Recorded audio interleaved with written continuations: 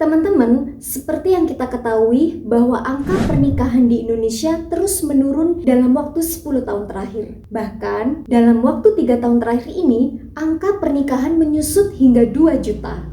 Kira-kira apa sih penyebabnya? Kalau kita perhatikan beberapa komentar dari warganet, sebenarnya alasan mereka sangat realistis dengan kehidupan yang dijalani saat ini.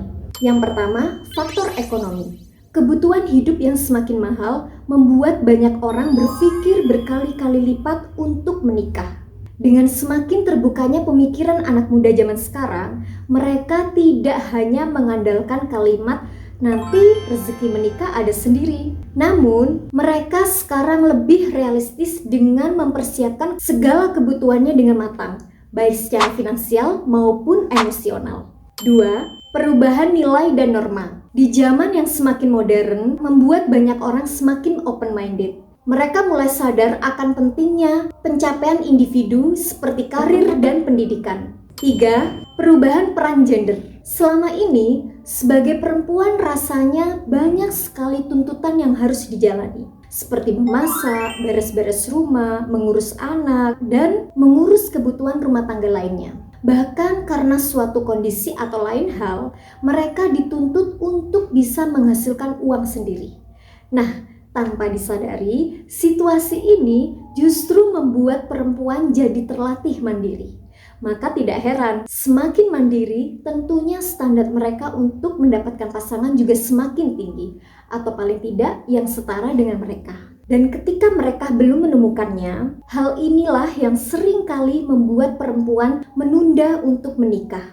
Yang keempat adalah masih tingginya angka perceraian. Berdasarkan data BPS, terdapat 463.654 kasus perceraian di Indonesia pada tahun 2023. Angka tersebut memang menurun 10,2% dibandingkan tahun sebelumnya, yaitu 516.344 kasus. Kondisi tersebut membuat seseorang lebih berhati-hati sebelum memutuskan untuk menikah, karena mereka tidak ingin menikah untuk bercerai. Pernikahan bukanlah sesuatu yang membahagiakan, dan anak adalah korban utama dari sebuah perceraian.